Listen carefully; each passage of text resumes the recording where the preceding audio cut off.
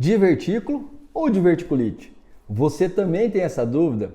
Fique tranquilo. Nesse vídeo eu vou estar falando sobre essas terminologias e vou estar explicando para vocês quais as medidas tomarem para evitar a diverticulite, que trata-se de uma doença benigna, mas que também pode matar.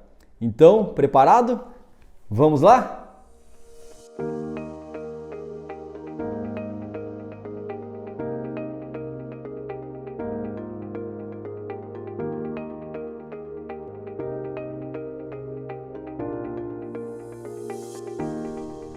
Fala pessoal, para quem não me conhece ainda, eu sou Alexandre Nishimura e eu sou coloproctologista. Queria dizer para vocês que divertículo é uma saculação existente na parede intestinal. Por que isso ocorre? A parede intestinal tem alguns buraquinhos que entram os vasos, as arteríolas, para poder o quê? Irrigar a parede intestinal. E nesse local há uma fraqueza, há uma fragilidade. Então, por conta do aumento da pressão dentro do intestino, essa área de fraqueza ela força para fora do intestino e forma uma saculação. E essa saculação é o divertículo intestinal. Quando o paciente apresenta várias saculações nos cólons, a gente denomina diverticulose. Logo, o quadro de diverticulite, a gente tem que lembrar que it é um sufixo de inflamação, então inflamação do divertículo, ele se dá por conta de um processo inflamatório, que pode gerar também um quadro infeccioso na região do divertículo. E o que o paciente apresenta de sintomas? Bom, na diverticulose, o paciente ele tem um pouco de desconforto, tem um estufamento, tem um pouco mais de dificuldade de evacuar, acúmulo de gases, tá?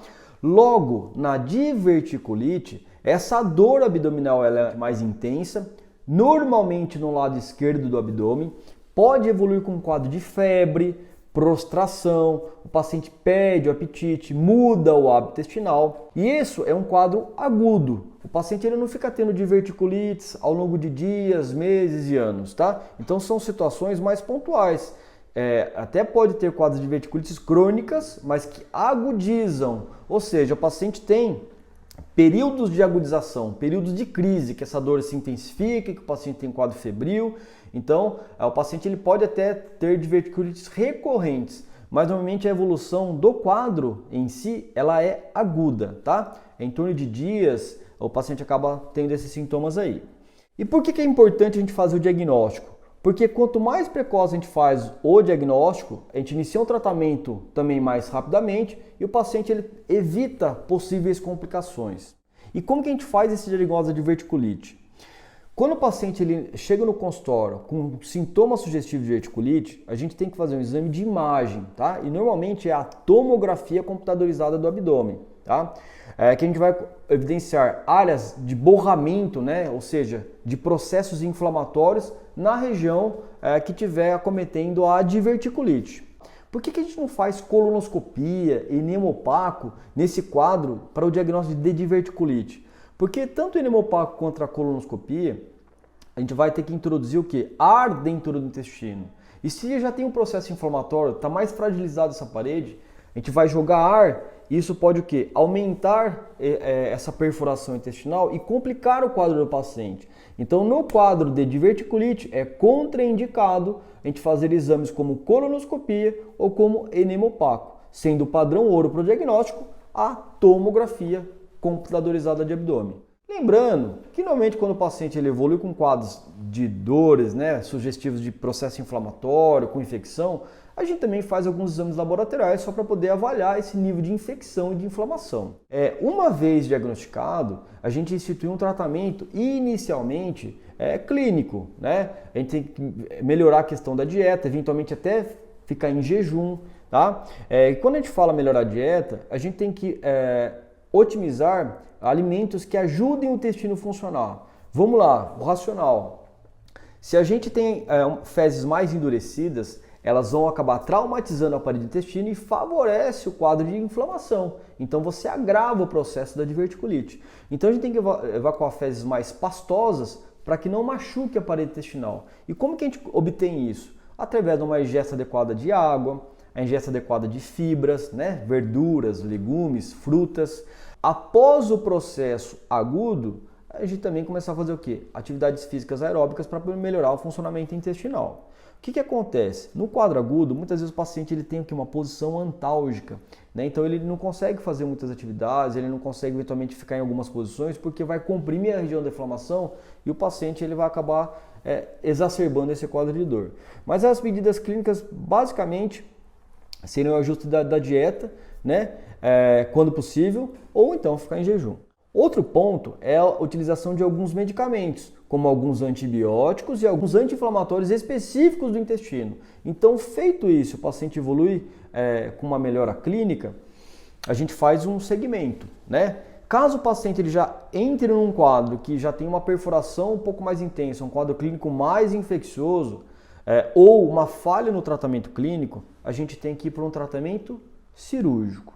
Infelizmente, pessoal, no quadro agudo, né, numa cirurgia de urgência, a maior parte dos pacientes acabam tendo que fazer uma ressecção desse segmento, que a gente chama uma retossigmoidectomia, porque normalmente acomete aqui no sigmoide, então a gente faz uma ressecção desse segmento e coloca uma bolsinha de ostomia, né, que pode ser temporária.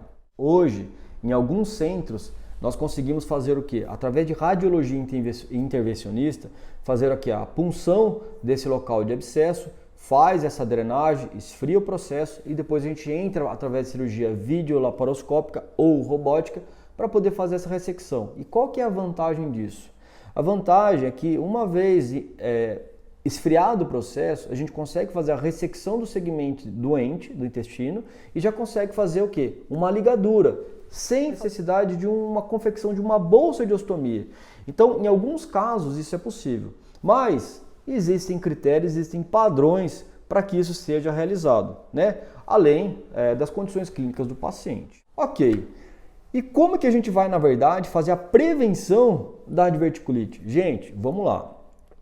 Como o divertículo, né, é por conta de um aumento da pressão, de uma fraqueza da parede que dá esse saquinho, e a diverticulite é por um processo inflamatório, que normalmente é algum trauma na região, a gente tem que tentar ter hábitos mais saudáveis que favoreçam o funcionamento intestinal. Então, assim, sempre tentar alimentando com uma dieta rica em fibras, bastante água, atividade física para as fezes ficarem pastosas.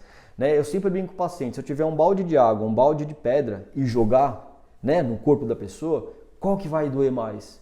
Obviamente é a pedra, porque a pedra é sólida. Então, quanto mais pastoso for as fezes, menos vai traumatizar e menos chance vai ter de desenvolver o quê? Uma infecção e uma inflamação, ou seja, uma diverticulite. Então, esse é o primeiro ponto, é o ponto mais crucial. Lembrando do divertículo, que também é o quê? O aumento da pressão, forma a saculação, para a gente reduzir a proliferação, vamos dizer assim, a gente tem que ter menos pressão dentro do intestino. Então, a gente também tem que o quê? Otimizar a dieta, uma dieta que não forme tantos gases, eventualmente a gente fazer uso de probióticos, isso está muito em voga nessa década, o uso de probióticos para poder melhorar a saúde intestinal. E na diverticulose tem se aplicado bastante o uso de probióticos para poder o quê? Equilibrar essa concentração de flora intestinal saudável para reduzir os gases e melhorar o funcionamento intestinal. Então, isso é uma dica fundamental e importante, né? Ajuste da dieta e uso de probióticos. No caso dos pacientes da diverticulite que já tiveram uma vez, a gente tem medicações específicas que a gente acaba fazendo uso para reduzir a chance de recidivas do processo inflamatório. Entretanto, pessoal, é muito importante fazer o acompanhamento com um coloproctologista uma vez feito o diagnóstico de diverticulite, para poder fazer o quê? Um acompanhamento e individualizar o tratamento. Atualmente, a gente tem uma conduta de individualizar, então cada paciente vai fazer um segmento específico e uma avaliação sobre a necessidade ou não, eventualmente, de uma cirurgia para poder resolver esse problema de modo eletivo e não correr o risco de uma complicação, né, como uma perfuração, uma abertura para a bexiga, enfim, e inclusive, né, evoluir para um quadro mais drástico aí de até morte por conta de diverticulite. Se a gente lembrar lá na década de 80, 90, né, Tancredo Neves, todo mundo fala lá que, né, foi por conta de diverticulite, então quer dizer, sim, pode matar. Então, pessoal, se vocês tiverem alguma dúvida desse assunto, né, eu tenho uma série de vídeos que eu fiz sobre esse assunto também. Vocês podem ver, vou deixar um card aqui falando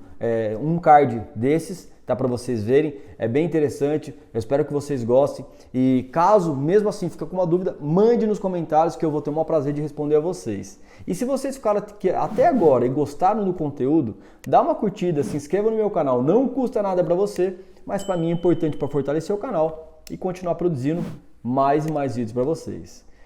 Espero que vocês tenham gostado desse vídeo, nos vemos no próximo, um grande abraço e até lá!